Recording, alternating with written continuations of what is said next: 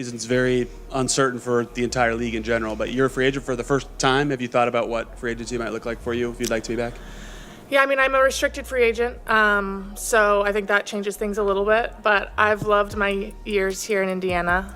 So obviously with a lot of uncertainty, you don't know what's to come, but I've built a life here, and I love this franchise. I love the people, I love the fans, so we'll see what comes. The WNBA just had its foundation shaken.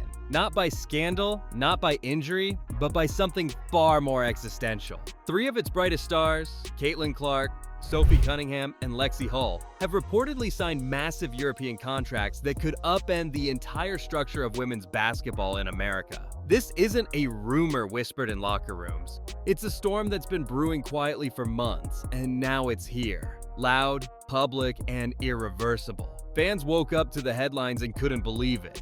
Clark, the league's megastar and the reason arenas finally started selling out again, gone. Cunningham, the firebrand face of grit and charisma, gone. Hull, the rising talent who symbolized the next generation, gone. Together, they represented the future. And now they're walking out the door. Make no mistake, this is bigger than one off-season move. This is a reckoning. For years, the WNBA has balanced progress with paychecks that barely cover rent. But when your brightest stars, the very women who revive national interest, choose to cross the ocean for security and respect, the message is deafening. Passion alone doesn't pay the bills anymore. Executives are scrambling behind closed doors, fans are grieving on social media, and journalists are calling it what it is: the beginning of a potential talent drain that could rewrite the history of women's basketball. Behind this exodus lies a recruitment campaign so stealthy it feels cinematic. Picture it.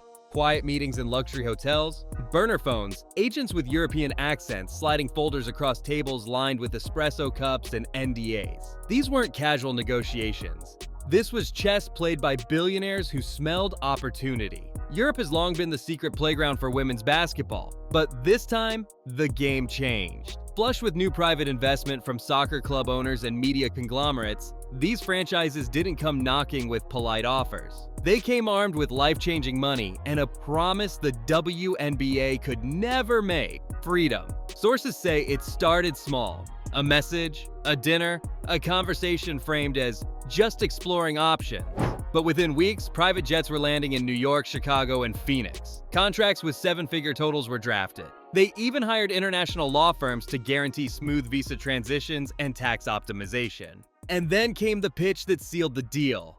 3 seasons in Europe will pay you more than your entire WNBA career. You'll have a private apartment, a car, first-class flights for your family, and a schedule built for longevity, not burnout. No more off-season grind, no more pay disparity headlines, just guaranteed millions and respect that felt overdue. These weren't rogue agents. These were the elite power brokers of global sports, turning America's biggest names into international commodities overnight. To really grasp why these women are leaving, you need to see the brutal math hiding behind the WNBA's glossy marketing. A superstar in the league earns maybe $250,000.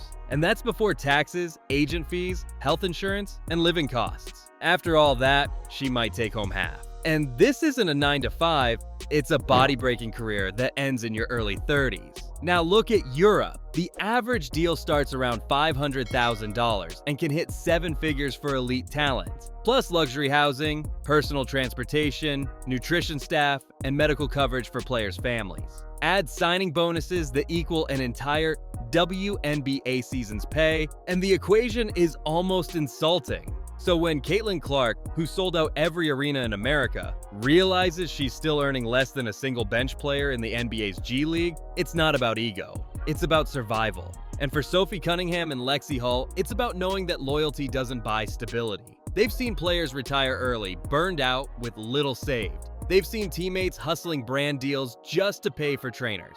In Europe, the message is clear: you're stars, act like it. In the US, it's still, be patient. Growth takes time, but patience doesn't pay for mortgages or surgeries. So when 3 women who carried the WNBA's spotlight decide to walk, it's not rebellion, it's realism. The kind that exposes an uncomfortable truth. If the system doesn't change, this exodus is only the beginning. Here's the human side of this crisis that numbers can't capture. Imagine being a WNBA player, traveling coach, sleeping in modest hotels, juggling brand deals on your phone to cover off-season expenses, while knowing you're one bad landing away from losing everything. You train 12 months a year and still have to worry about rent, medical insurance, and savings. That's the reality these women live. Now imagine the European alternative. Luxury apartments overlooking Mediterranean skylines, private drivers, full-time chefs, and guaranteed contracts that protect you even if you're injured. You're not surviving the game, you're finally living it. The difference isn't just financial, it's psychological. In America, players are taught to be grateful, to thank the league for existing. In Europe, they're treated like global assets. For Caitlin Clark, Sophie Cunningham, and Lexi Hull, the choice was never about leaving home, it was about reclaiming value. They looked around at the sponsorships they were generating, the headlines they were driving, the revenue spikes they created, and realized they were being compensated like role players. Behind closed doors, agents whispered what players already knew. The NBA's pay model was built on loyalty, not leverage. And these women finally flipped the formula. They stopped begging for fairness and started demanding it by walking away. The aftermath hit like a thunderclap inside league offices. Emails flying, phones ringing, executives pacing marble hallways in Manhattan trying to contain what felt like an unfolding rebellion. The commissioner, Kathy Engelbert, reportedly called an emergency midnight summit. Owners, lawyers, and PR consultants on a single Zoom call that stretched into the early hours of the morning.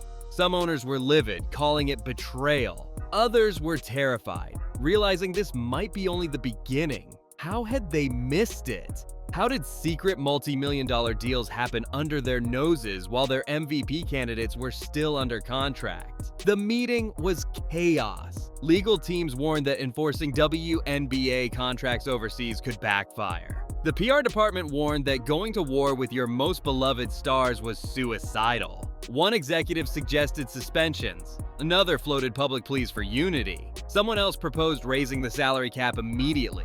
But the league's financial advisors shot it down. They simply didn't have the liquidity. And that's when the mood turned.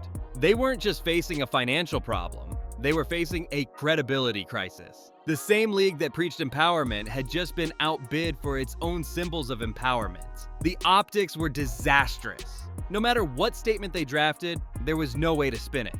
The players had just proven that the WNBA's loyalty pitch was no longer enough to keep its heroes home. From that point forward, the WNBA's leadership fractured. One side wanted to fight, to set an example and warn others not to follow. The other side wanted to adapt, to finally face the uncomfortable truth that the league structure was outdated. Legal advisors made the reality plain.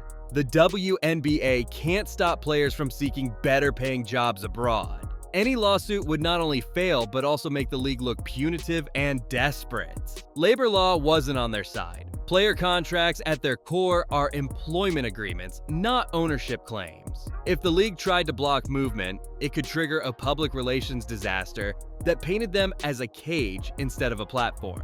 Meanwhile, the financial analyst dropped a second bombshell. There's simply no room in the books to match Europe's money.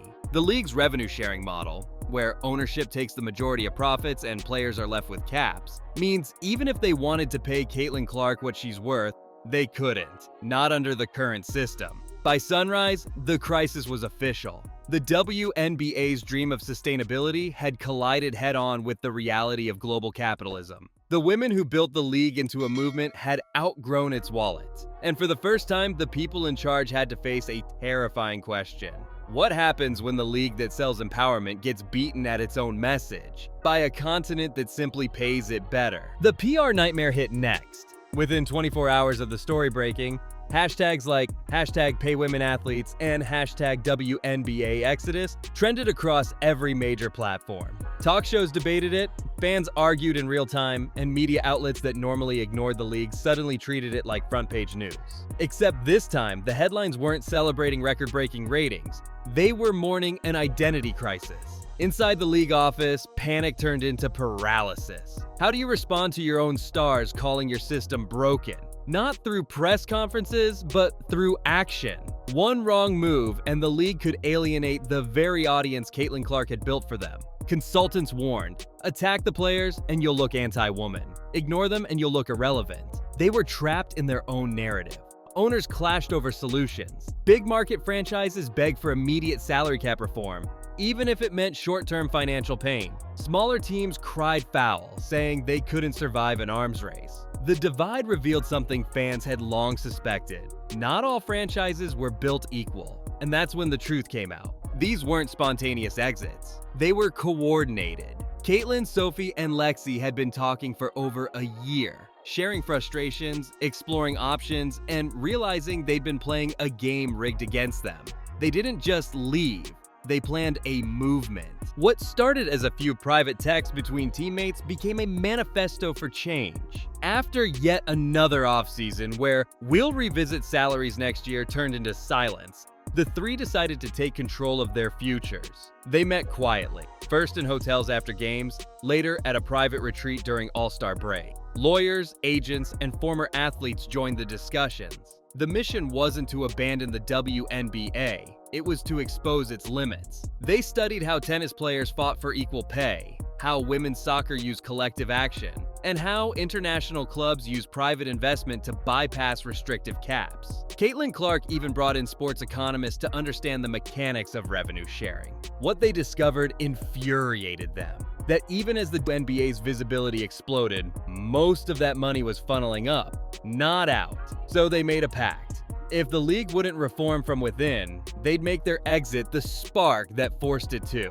They timed everything perfectly, right as the WNBA was celebrating record viewership and new media deals. It was a direct message. You can't celebrate our value and still underpay us. When their contracts leaked, fans thought it was betrayal. But in reality, it was protest. A protest against stagnation, against hypocrisy, against a system that tells women to wait for fairness while selling empowerment as a slogan. Their silence wasn't defiance. It was strategy, letting the league's panic tell the story for them. By week's end, the ripple effect was unstoppable. Agents were fielding nonstop calls. Players across the league were suddenly reevaluating their loyalty.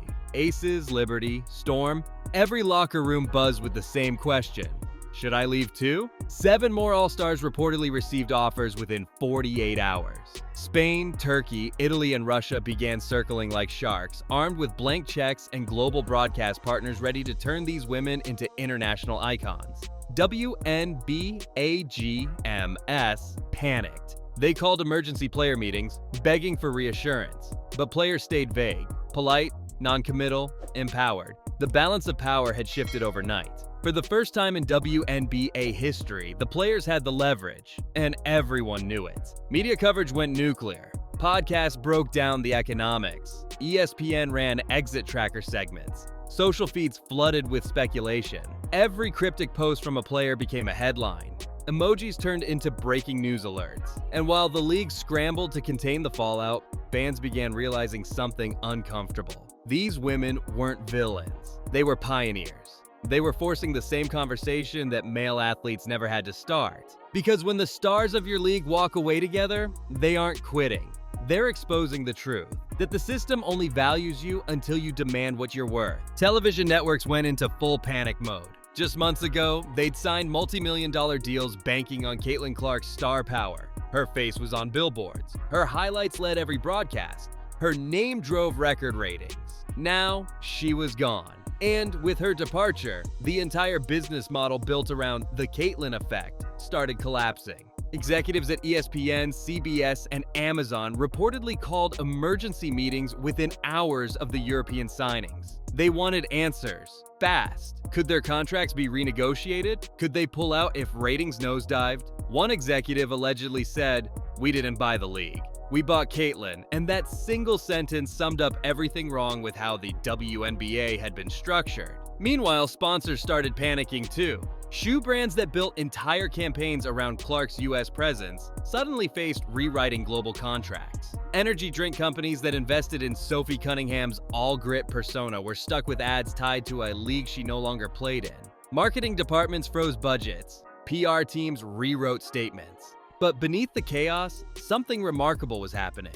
The conversation had shifted. For the first time, the question wasn't, why did they leave? It was, why did they have to? Sports economists started running numbers, and the verdict was unanimous. The WNBA could have afforded to pay more, but chose not to. That's when public opinion flipped. Fans started blaming the league, not the players. Social media turned Clark, Sophie, and Lexi into folk heroes, the faces of a quiet revolution. Now, the league stands at a crossroads that will define its future. Legal teams are preparing for an unprecedented showdown. Can the WNBA stop its players from pursuing freedom abroad? Labor lawyers say no.